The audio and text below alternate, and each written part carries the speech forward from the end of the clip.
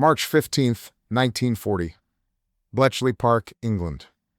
The room smelled like cigarette smoke, stale tea, and desperation. A dozen men sat hunched over desks, surrounded by mountains of paper, covered in letters and numbers that made no sense. Outside, the war waged. German U-boats were sinking Allied ships faster than they could be built. Thousands of men were dying in the cold Atlantic. And every single day, more coded messages streamed in from German radio stations, taunting the Allies with secrets they could not read. The British cryptographers had been trying to break the German code for months. They had the best minds in the country working on it, mathematicians, linguists, chess champions, but none of them could crack it. The Germans had built a machine called Enigma, and they believed with absolute confidence that it was unbreakable. They were almost right. But in that smoke-filled room at Bletchley Park sat a man who would prove them wrong. His name was Alan Turing. He was 27 years old. He was awkward, strange, and brilliant. And in 11 minutes, on one ordinary morning, he would make a breakthrough that would change the entire course of the Second World War. This is the story of the code that was supposed to be impossible to break, and the mathematician who broke it anyway. The Enigma machine was invented in the 1920s by a German engineer named Arthur Scherbius. At first, it was designed for businesses that wanted to protect their communications. Banks used it, corporations used it, but the German military saw something more. They saw a way to send messages that no enemy could ever read.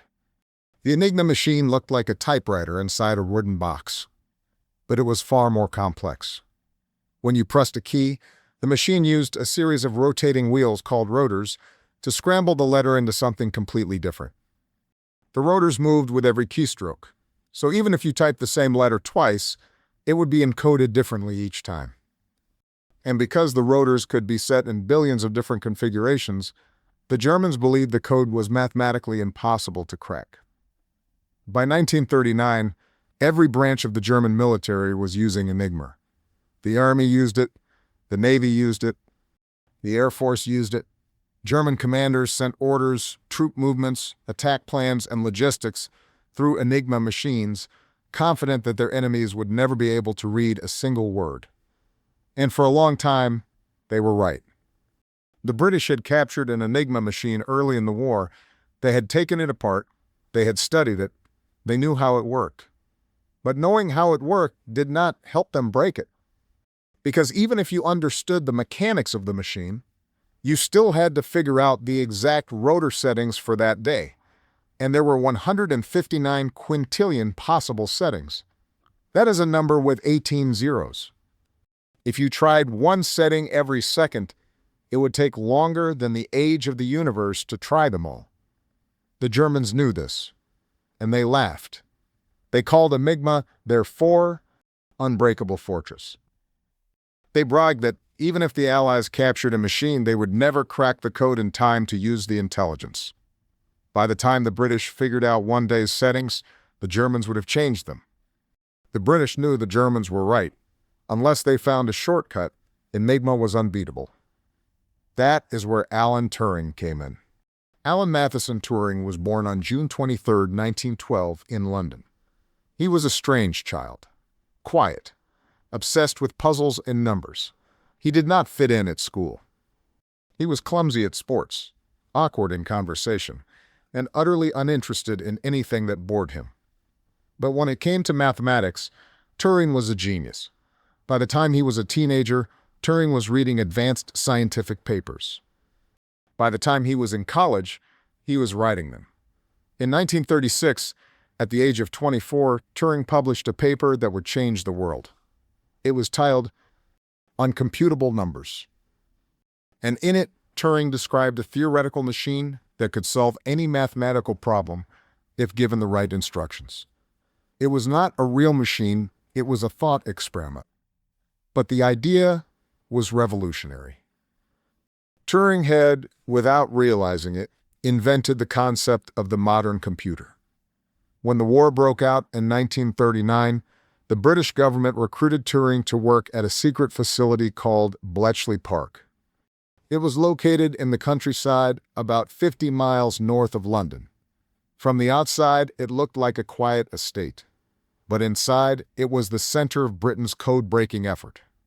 The best minds in the country were brought there to try to break German codes, and Turing was assigned to the Enigma problem. At first, Turing worked with a team of cryptographers who had been struggling with Enigma for months. They had tried traditional code-breaking methods. They had tried brute force.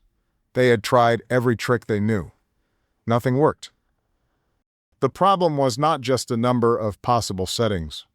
The problem was that even if you guessed the right setting, you had to verify it by decoding a message. And most of the time, the decoded message was still gibberish. You could spend weeks testing settings and never know if you were even close. Turing realized that traditional methods would never work.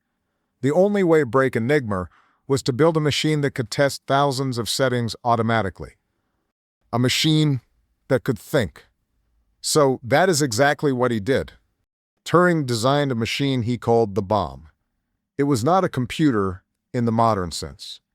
It was an electromechanical device about the size of a wardrobe, made of rotating drums, wires, and circuits.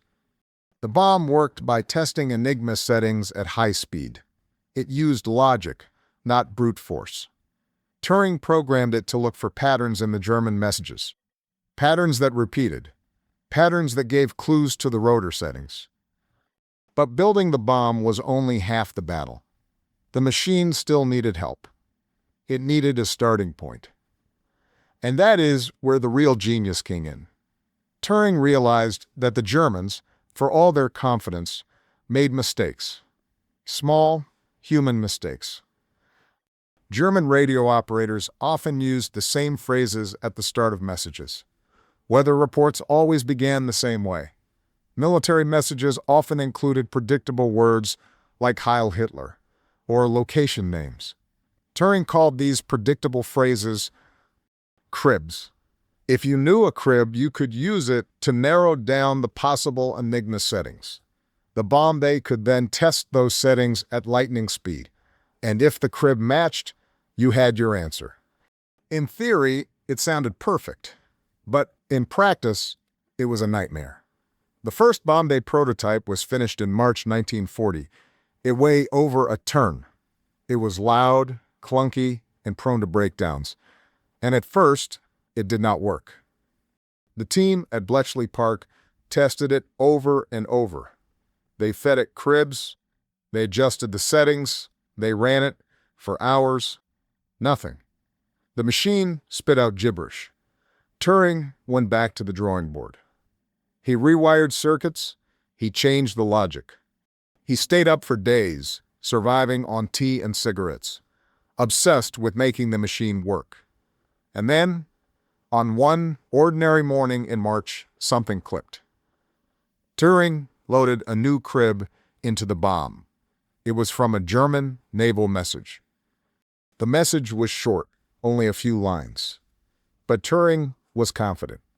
He had analyzed the structure. He knew the pattern. He started the machine. The drums began to spin. The wires hummed. And Turing waited. 11 minutes later, the Bombe stopped. Turing stared at the output.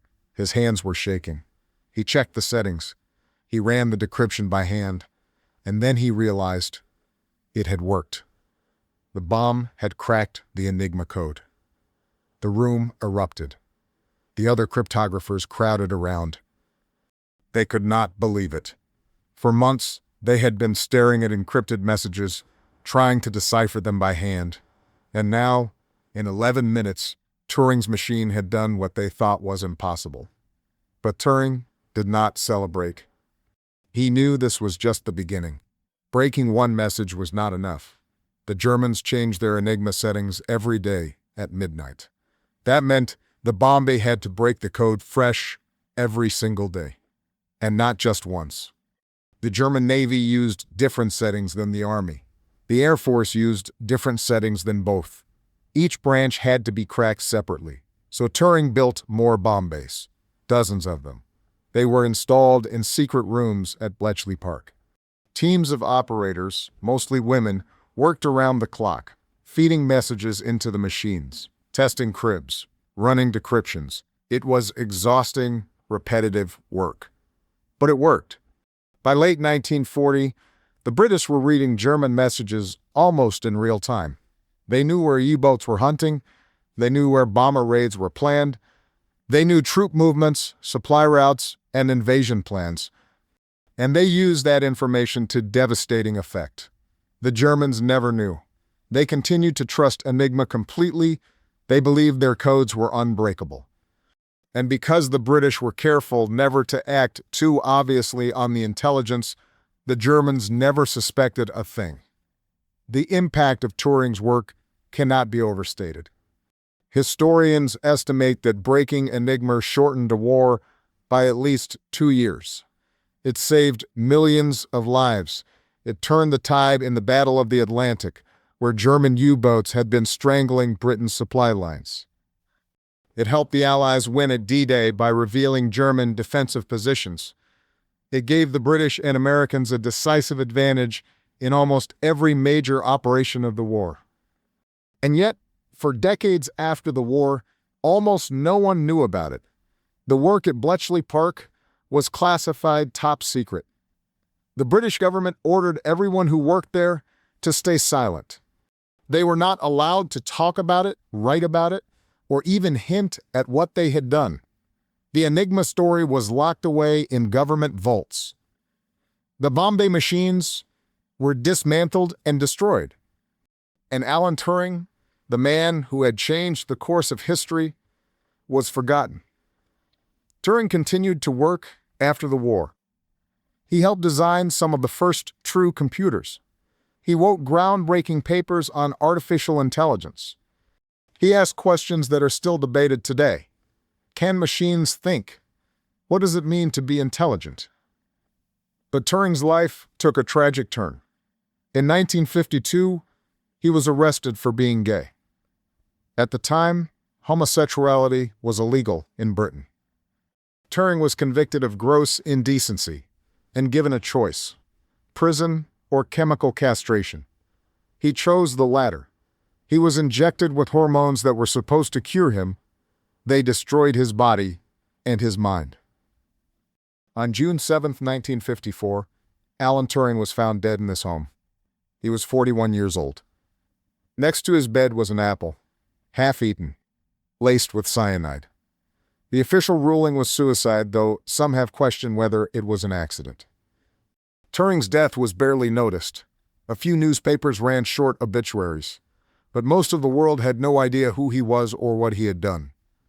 For decades, his contributions remained classified. The British government did not officially acknowledge the work at Bletchley Park until the 1970s. It was not until the 21st century that Turing finally received the recognition he deserved.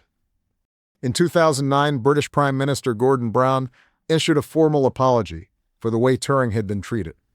In 2013, Queen Elizabeth II granted him a posthumous royal pardon. And in 2021, Turing's face was printed on the British £50 note, honoring him as one of the greatest scientists in history. Today, Alan Turing is remembered as the father of computer science. His theoretical work laid the foundation for every computer, smartphone, and digital device we use. His ideas about artificial intelligence are more relevant now than ever. And his work at Bletchley Park is credited with saving countless lives and changing the outcome of World War II. But the story of Enigma is not just about Turing.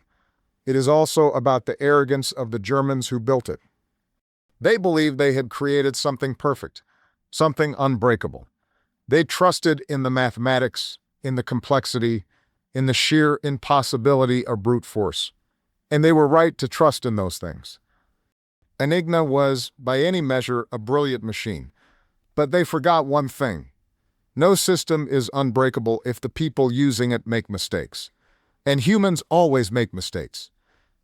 The German radio operators who reused phrases, who started every weather report the same way, who signed their messages with predictable signatures. They were the weak link, and Turing exploited that weakness. The lesson of Enigma is not that codes can be broken. It is that overconfidence is a vulnerability. The Germans believed their system was perfect, and that belief made them careless. They never suspected that someone, somewhere, might be reading their most secret communications. And by the time they realized what had happened, it was too late. Alan Turing did not win the war alone.